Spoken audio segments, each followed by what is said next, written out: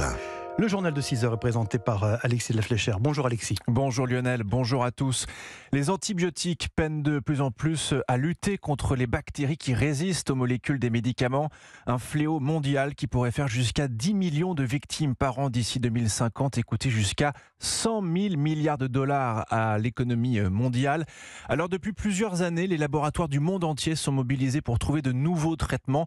Et justement, une équipe de chercheurs internationaux vient de découvrir la clovibactine, un nouvel antibiotique jusque-là inconnu qui serait capable donc de tuer les pires bactéries multirésistantes. Delphine Schiltz. Oui, les chercheurs ont découvert ce nouvel antibiotique dans une bactérie présente dans le sol.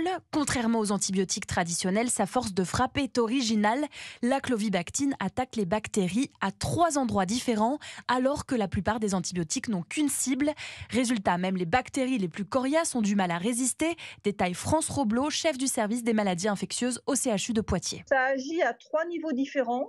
Or, une bactérie, quand elle veut résister à un antibiotique, elle modifie l'endroit sur lequel l'antibiotique attaque. Plus vous avez de cibles différentes et plus c'est difficile pour la bactérie de développer un mécanisme de résistance. Pour le moment testé sur la souris, l'antibiotique a été capable d'éliminer le fameux staphylocoque doré, l'une des principales causes d'infection dans les hôpitaux. Dans ces tests, la molécule ne semble pas avoir d'effet indésirable. Prochaines étapes, tests de toxicité et d'efficacité chez l'homme. Si tout est concluant, les chercheurs espèrent une mise sur le marché d'ici 10 ans. Delphine Schiltz pour Europe 1. Et je vous le disais, l'actualité ce matin, c'est donc cette issue tragique hier pour un petit garçon de 10 ans. Oui, victime collatérale la nuit dernière d'une fusillade, quartier Pisevin à Nîmes. Avec son frère et son oncle, il rentrait d'un restaurant quand le véhicule a été pris pour cible. L'oncle, un militaire de la marine, a été touché de 3 balles, mais ses jours ne sont plus en danger. Une famille sans histoire, selon le procureur.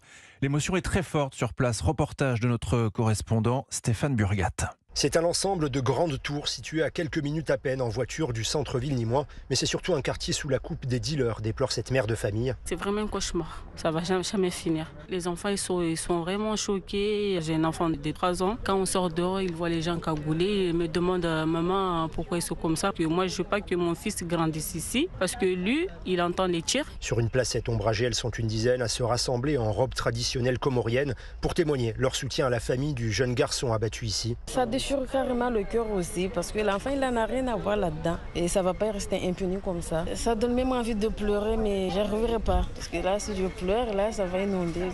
J'essaie juste de tenir mes larmes et le cœur est brisé là. C'est comme si c'est mon enfant. Et symbole de cette situation étouffante dans le quartier, la médiathèque fermée depuis début juin après des menaces, des intimidations des dealers sur les employés municipaux. Garder cette médiathèque fermée était une erreur, déplore Alain Lorjas, président du comité de quartier. C'est pas ça qu'on aurait dû faire. On aurait dû au contraire essayer de canaliser les choufs et laisser ouvert la médiathèque. Moi je trouve que c'est débile. Et le tout nouveau préfet arrivé cette semaine n'est autre que l'ancien directeur central de la police judiciaire, Jérôme Bonnet, très attendu, il le sait, sur ce problème sensible des réseaux de stupéfiants.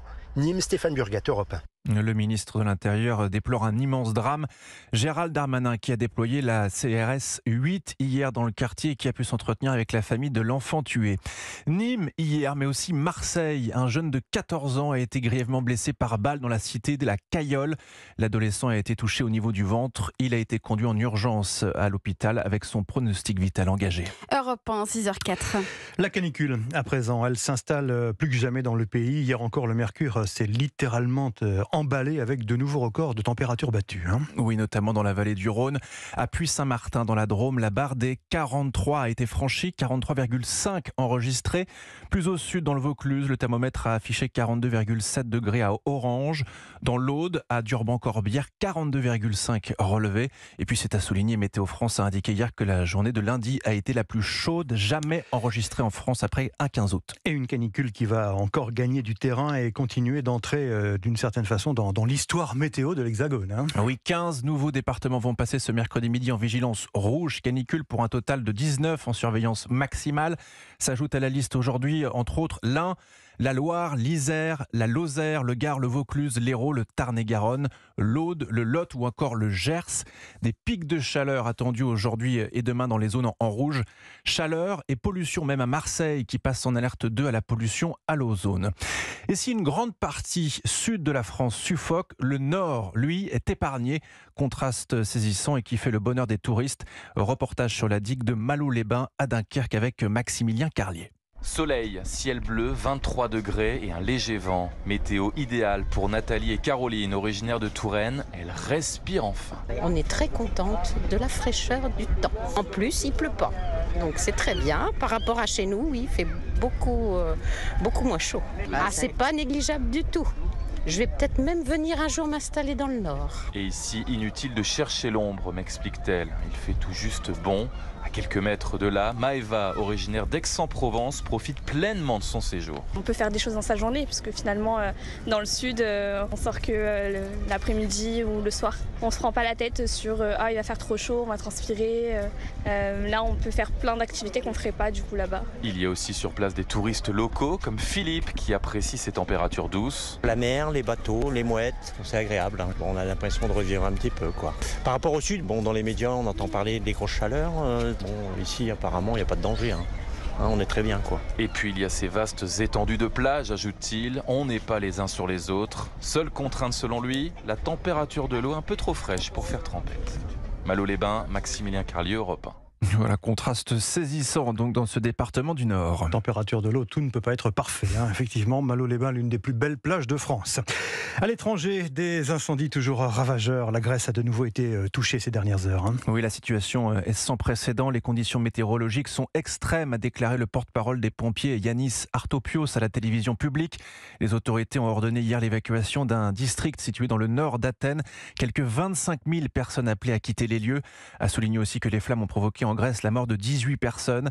Des corps découverts dans le nord-est du pays, dans le parc national de Dadia, et qui pourraient être ceux de migrants.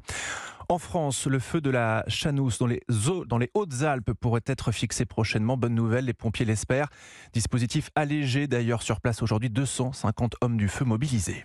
À la frontière de la politique et de la littérature, la rentrée est marquée par la sortie du livre de Nicolas Sarkozy qui était en dédicace hier à la Baule. Le temps des combats, paru chez Fayard, deuxième tome de ses mémoires. Un récit de 592 pages sur son quinquennat émaillé de commentaires sur la vie politique actuelle. Alexandre Chauveau, l'ancien chef de l'État, n'a rien perdu de son goût pour la politique. Oui, en marge des signatures adressées à ses lecteurs, Nicolas Sarkozy s'est laissé aller à quelques confidences. Alors que ses écrits sur l'Ukraine ont fait réagir certains élus et observateurs, l'ancien chef de l'État ayant affirmé que Kiev devrait rester une région neutre entre l'Europe et la Russie, Nicolas Sarkozy s'agace des réactions indignées devenues selon lui trop répandues dans le débat public. Chacun peut avoir son opinion et je ne prétends pas que mon opinion est la seule intéressante. Mais ce qui est accablant, c'est de voir sur tant de sujets, les postures prendre plus d'importance que la réflexion. Autre sujet d'actualité abordé, Gérald Darmanin, adoubé dans son livre comme potentiel successeur à l'Élysée, écrit assumé à l'oral par Nicolas Sarkozy. J'aime beaucoup Gérald et il le sait. Je crois que c'est réciproque. Il a été avec moi un ami formidable. C'est important la fidélité. La fidélité sur le long terme, ça compte. Tout n'est pas dans le cynisme. Nicolas Sarkozy qui ne sera pas pour autant à la rentrée du ministre de l'Intérieur le 27 août à Tourcoing. L'ancien chef de l'État poursuit sa tournée des librairies à Arcachon puis Biarritz vendredi. Merci Alexandre Chauveau du service politique d'Europe 1. Le livre de Nicolas Sarkozy qui part comme des petits pains. L'ancien chef de l'État a signé et vendu plus de 600 livres hier en 2 heures. Nicolas Sarkozy qui sera l'invité de Pascal Praud. Pascal Praud et vous, ce sera mardi prochain, le 29 août. Un petit air de rentrée politique également pour Emmanuel Macron aujourd'hui. Oui, après sa pause estivale au fort de Brégançon, l'actuel président de la République va réunir son gouvernement ce mercredi pour un conseil des ministres. Coup d'envoi d'une rentrée politique qui s'annonce agitée et qu'Emmanuel Macron espère marquer par son initiative d'ampleur promise pour tenter de débloquer une situation parlementaire toujours complexe. Elle approche à grands pas, elle aussi, c'est la rentrée étudiante. Oui, en fonction des universités, ce sera ces prochaines semaines. Et pour les étudiants, c'est la dernière ligne droite pour trouver un appartement. Une galère pour tous, et plus particulièrement à Paris. Peu d'offres, des tarifs élevés pour des surfaces parfois restreintes. Margot Faudéré, pour vraiment savoir comment ça se passe, eh bien vous avez fait comme une étudiante en micro caché. Oui, bonjour monsieur, je suis étudiante et on n'a pas d'appartement en location. Même réponse chez d'autres agences. On n'a plus qu'un 5 pièces. J'ai plus rien, je suis désolé. Alors je tente ma chance sur un site d'annonce et je trouve une offre de location pour un T2 bis cette fois-ci dans l'Est parisien à 1 190 € par mois. Mais sur place, je déchante, 4 personnes sont aussi là. Alors j'engage la discussion avec Théophane, étudiant en 3e année de licence à la recherche d'un appartement pour une colocation. J'ai eu très peu de visites et c'est surtout que comme on est étudiant, c'est ultra compliqué. La porte est ouverte. Le propriétaire ouvre, nous montons. Encore une mauvaise surprise, 2 autres personnes patientent sur le palier. Et puis il y a l'appartement aux vitres dissimulées par des échafaudages à l'extérieur. Le propriétaire fait un geste. Je suis prêt à faire une réduction de loyer à 700 € par mois, le temps que les travaux soient terminés. Le prix baisse pour quelques mois, mais cela ne résout pas le problème du nombre de candidats. Théophane laisse son dossier. Votre profession, vous êtes... Je suis alternant. Il met beaucoup d'espoir dans cet appartement. Moi j'ai vécu dans un internat pendant 7 ans, donc moi ça me va très bien. Mais en face, la concurrence est rude, plusieurs jeunes actifs, sans compter les autres visites encore prévues. Margot Faudéré pour Europe 1. La rentrée qui s'annonce bien compliquée dans certaines écoles de France. Après les émeutes provoquées par la mort de Naël, certaines ne pourront pas rouvrir, a confirmé hier Gabriel Attal, ministre de l'Éducation. 5 écoles concernées, une à Strasbourg, une au Petit-Quevilly, Seine-Maritime, 2 à la Verrière dans les Yvelines et une à Mâcon en Saône-et-Loire. 650 élèves sont pénalisés par la casse. On termine avec notre série de la semaine. Vous le savez, chaque jour, on vous fait découvrir des artistes qui sont des stars connus uniquement dans leur pays. Direction ce matin, les États-Unis. Il a vendu plus de 12 millions d'albums, parodié plus de 150 chansons, a même un biopic à sa gloire. Weird Al Yankovic, le roi de la parole aux USA. Quand on est un artiste américain, être parodié par Weird Al est considéré comme une consécration. Reportage de notre correspondante à Los Angeles, Aviva Fried. Queen façon polka sur un air d'accordéon, aux États-Unis, personne n'échappe aux parodies farfelues signées Weird Al Yankovic, littéralement Al le bizarre. Michael Jackson n'est plus bad, mais fat. Avec Like a Surgeon, Weird Al se déhanche dans un bloc opératoire en braillant comme un chirurgien qui coupe pour la toute première fois sur l'air de Like a Virgin de Madonna. Traduit comme ça, c'est un peu l'équivalent des blagues carambars aux États-Unis, mais pourtant, depuis 40 ans, des millions d'Américains de tous âges rient aux éclats des pitreries de Weird Al. On se rassemblait tous, maman, papa, les enfants, et c'était le plus drôle. Et en devenant adulte, vous comprenez que c'est un génie. Un humour très local pour Michael Schneider, spécialiste du divertissement pour le magazine Variety. Weird Al Yankovic a toujours parodié la culture américaine et la musique américaine. C'est un humour loufoque très spécifique. La satire ne se traduit pas bien.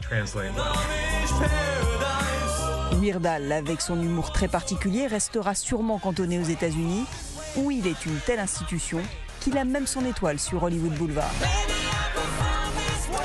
Aviva Fried, correspondante Europe 1 aux États-Unis. Dans le journal d'Alexis de la Fléchère. Merci Alexis, à tout à l'heure.